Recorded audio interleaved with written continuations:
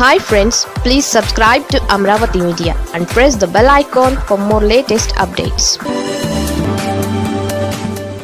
Chandrababu Tamil Nadu tour బంతాటాడేస్తున్న నెటిజన్లు. నాలుకకు నరం లేదు అనేది ఒక ప్రసిద్ధ తెలుగు జాతీయం. అంటే నాలుకకు ఎముకలు లేదా గట్టి నరాలు ఉండవు కాబట్టి అది ఎలాగైనా తిరుగుతుండడం వల్ల మనిషి తన మాటను నిలబెట్టుకోకుండా అబద్ధాలు మాట్లాడుతూ పరిస్థితులకు అనుగుణంగా మాట మార్చడాన్ని ఈ సామెతతో పోలుస్తారు.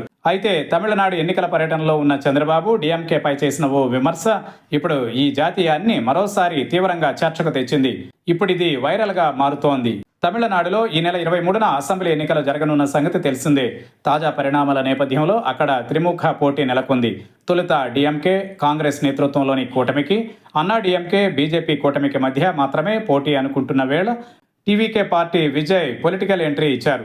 ఈ సమయంలో ఆయనకు అభిమానులు, యువత, మహిళల నుంచి పెద్ద ఎత్తున మద్దతు వచ్చిందనే చర్చ జరిగింది. ఈ పరిణామాల నేపథ్యంలో తమిళనాట అసెంబ్లీ ఎన్నికలలో ద్విముఖ పోటీ కాస్త రసవత్తరమైన త్రిముఖ పోటీగా మారింది. సరిగ్గా ఈ సమయంలో మహిళా రిజర్వేషన్ బిల్లును ముందు పెట్టి డీలిమిటేషన్ను తెరపైకి తెచ్చింది కేంద్రంలోని బీజేపీ ప్రభుత్వం. క్లారిటీ లేని ఆ బిల్లు వల్ల దక్షిణాది రాష్ట్రాలు తీవ్రంగా నష్టపోతాయని, ఢిల్లీలో దక్షిణాది రాష్ట్రాల గొంతు మోగబోతుందని ఆందోళనలు మొదలయ్యాయి. ఈ విషయంలో తమిళనాడులోని డిఎంకే ప్రభుత్వానికి, సీఎం స్టాలిన్కి మంచి క్రెడిట్ దక్కిందని చెబుతారు. దీంతో డీలిమిటేషన్ అంటూ బీజేపీ వేసిన పాచిక పారలేదు సరికదా. తమిళనాడు ఎన్నికలలో డిఎంకేకి స్థానికంగా చాలా బలాన్ని తెచ్చిందని అంటున్నారు. మరోవైపు ఈ దెబ్బతో బీజేపీ, అన్నా డిఎంకే కూటమికి ఎదురు దెబ్బ తగిలినట్లయిందని చెబుతున్నారు పరిశీలకులు. పైగా తమిళనాడు ప్రజలపై హిందీని బలవంతంగా రుద్దే ప్రయత్నం బీజేపీ బలంగా చేసిందంటూ ఇటీవల జరిగిన సంఘటనలను గుర్తు చేస్తున్నారు. దీంతో డిఎంకేకి, టీవీకేకి మధ్య బలమైన పోటీ ఉండొచ్చనే విశ్లేషణలు తెరపైకి వచ్చాయి. ఈ తరుణంలో ఎన్డీఏ తరఫున తమిళనాడులోని తెలుగు ప్రజల వద్దకు ఎన్నికల ప్రచారానికి వెళ్లారు చంద్రబాబు. ఈ సందర్భంగా ఆయన చేసిన పలు వ్యాఖ్యలకు తీవ్రంగా కౌంటర్స్ పడుతున్నాయని అంటున్నారు. ఉదాహరణకు తమిళనాడులో చంద్రబాబు ఎన్నికల ప్రచారంపై సిపిఐ నారాయణ స్పందిస్తూ చంద్రబాబు గాలి తీసేశారు. ఇందులో భాగంగా జయలలిత సీఎంగా ఉన్నప్పుడు తెలుగు పాఠశాలలన్నీ మూసివేసేందుకు తీర్మానం చేశారని, అప్పుడు కమ్యూనిస్ట్ పార్టీ ఆధ్వర్యంలో గట్టిగా ఫైట్ చేశారని గుర్తు చేస్తూ అప్పుడు తెలుగు పాఠశాలల మూసివేత ఆగిపోయిందని అన్నారు. అయితే ఆనాడు తెలుగు ప్రజానీకానికి అన్యాయం జరుగుతోందని జయలలితతో మాట్లాడాలని తాము చంద్రబాబుని కోరగా ఆయన వెళ్లలేదని, అప్పుడు తమిళనాడులోని తెలుగు ప్రజానీకానికి అన్యాయం జరుగుతూ ఉంటే చంద్రబాబు చూస్తూ ఊరుకున్నారని ఆగ్రహం వ్యక్తం చేశారు. అలాంటి చంద్రబాబు ఇప్పుడు బీజేపీకి ఓటు వేయాలని తమిళనాడులోని తెలుగు వారిని ఏ ముఖం పెట్టుకుని అడుగుతారంటూ నిలదీశారు. ప్రచారానికి వెళ్లమని మోడీ ఆదేశించగా చంద్రబాబు లగెత్తుకుని వెళుతున్నారని ఎద్దేవా చేశారు. ఇక తమిళనాడులో చంద్రబాబు చేసిన ప్రసంగం పైన తీవ్ర విమర్శలు వినిపిస్తున్నాయి. ముందుగా కోయంబత్తూరులో పలువురు ప్రముఖులతో ముఖాముఖి సమావేశం నిర్వహించిన చంద్రబాబు ఎన్డీఏ అభ్యర్థులను గెలిపించాలని పిలుపునిచ్చారు. ఈ సందర్భంగా విజయ్ టీవీకే పార్టీపై స్పందిస్తూ తమిళనాడులో కొత్తగా పార్టీని ప్రారంభించిన విజయ్ పార్టీపై తాను ఎలాంటి కామెంట్ చేయనని, ఎన్నికలలో ప్రజలే తీర్పునిస్తారని స్పష్టం చేశారు.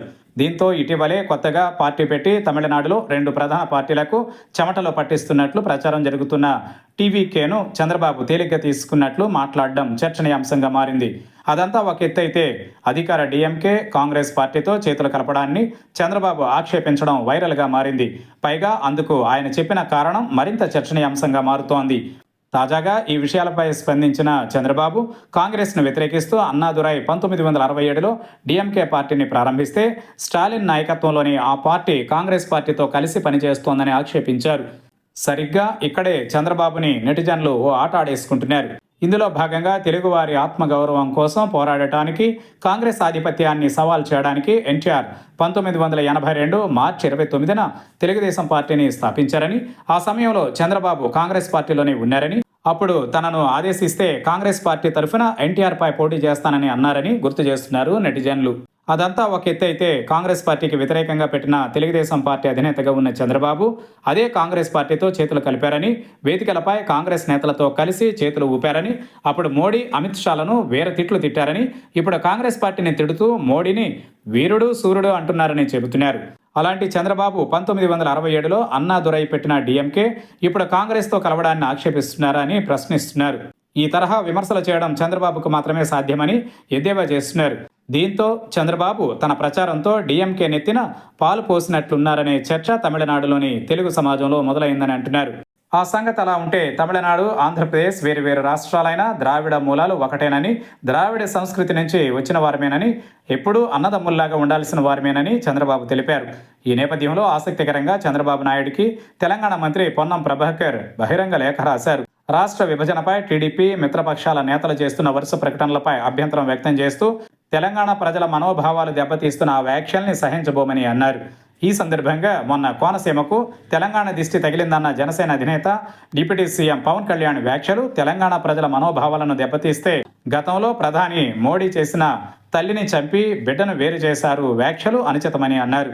అదేవిధంగా ఆంధ్ర తెలంగాణ విభజనను భారత్ పాకిస్తాన్ విభజనతో పోల్చడాన్ని తీవ్రంగా ఖండిస్తున్నామని చెప్పిన పొన్నం ప్రభాకర్ బీజేపీ ఎంపీ తేజస్వి సూర్య పార్లమెంట్లో చేసిన వ్యాఖ్యలు తెలంగాణ ఏర్పాటుపై విషం చిమ్మేలా ఉన్నాయని, ఆ వ్యాఖ్యల్ని లోక్సభ రికార్డుల నుంచి తొలగించేలా స్పీకర్కు లేఖ రాయాలని చంద్రబాబును డిమాండ్ చేశారు. దీంతో తమిళులు, ఆంధ్రులు అన్నదమ్ముల్లా ఉండాల్సిన వారే కానీ అన్నదమ్ముల్లాగా ఉండి కేవలం ప్రాంతాలుగా విడిపోయిన ఆంధ్ర తెలంగాణ ప్రజల మధ్య వైషమ్యాలు రెచ్చగొట్టేలా ఎన్డీఏ కూటమిలోని నేతలు చేస్తున్న వ్యాఖ్యలను చంద్రబాబు ఖండించాలన్నట్లుగా పొన్నం రాసిన లేఖ ఉందని అంటున్నారు పరిశీలకులు. ఈ నేపథ్యంలోనే చెప్పే మాటలకు చేసే పనులకు ఎంతో కొంత పొంతన ఉండాలని, అప్పుడే మనిషికి క్రెడిబిలిటీ ఉంటుందని చెబుతున్నారు.